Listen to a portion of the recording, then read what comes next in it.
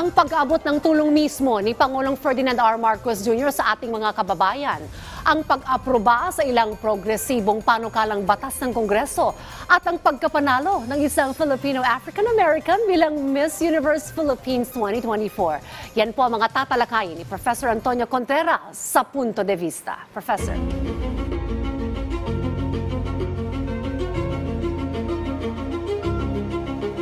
Maraming salamat, Dayan. Proactive, progressive, kakaiba.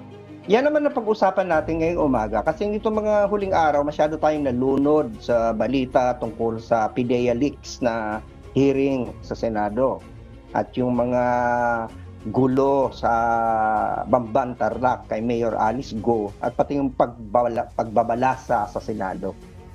Punta naman natin yung mga bagay-bagay na nakakatuwa at gaan ng puso. Ang una dito yung sinasabi ng proactive. Ito yung mga ginagawang hakbang ngayon ng pamahalaan na palapitin ang pamahalaan sa bayan at sa tao. Mga lugar na dati ay hindi naaabot ng tulong ay nakakarating doon. Ang pamimigay ng mga CLOA, ang pagbibigay ng mga ayuda.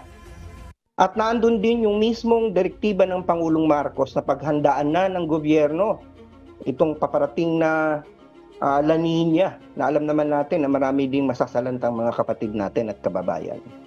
Proactive, pinaghahandaan at pinapalapit sa tao ang gobyerno. Maganda yan.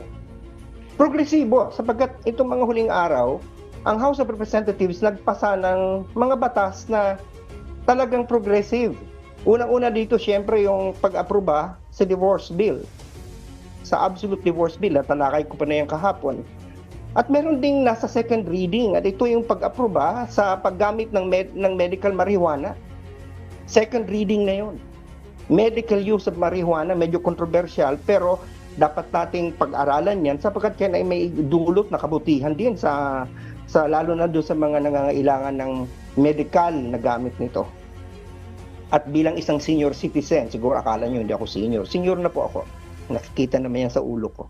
Ako po ay senior citizen. Natutuwa ako dito sa ginawa nila ngayong mga pag-aproba at pagpapalawak ng mga benepisyo sa seniors. Yung social pension, yung pagpapalit doon sa mga benefits para mas maging mainam yung mga nagiging benefits sa mga senior citizens. So maganda yan. Sapagkat lahat naman po ng tao, nakikita natin, masusukat mo ang kalidad ng lipunan so kung paano ito inaalagaan ng kanilang mga matatanda. At kakaiba, sapagkat itong alam naman natin na nasanay na tayo sa mga nananalo sa beauty pageant na mga maputi, mestiza.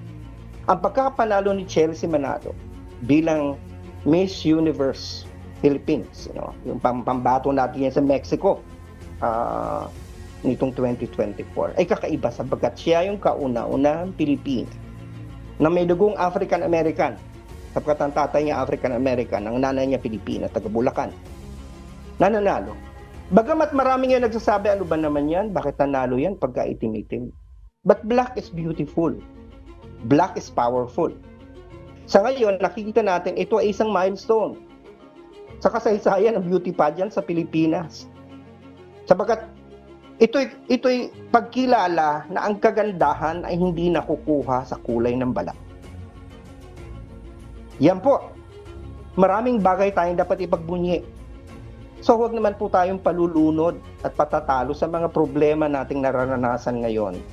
Mga challenges, andyan yan. Pero sa kabila naman yan, andun naman yung ang gobyerno handang kumilos para palapitin sila sa tao at ang tao lumapit sa gobyerno. Na andun din ang mga progresibong mga panukalang batas na ipapasa ng House, na sana naman ang ipasa na ng Senado. At itong kakaibang, masabi natin anong relevance ito sa national development, kakaiba to sabagat yung consciousness natin, yung pag-uugali natin, nakikilite. Na sana huwag tayo masyadong traditional na mag-isip. Na kahit maitim, maganda. Yan lamang, Dayan, ang aking punto de vista ngayong araw na to. Balik sa inyo dyan sa studio. Maraming salamat. At maraming salamat din po sa inyo, Professor Contreras.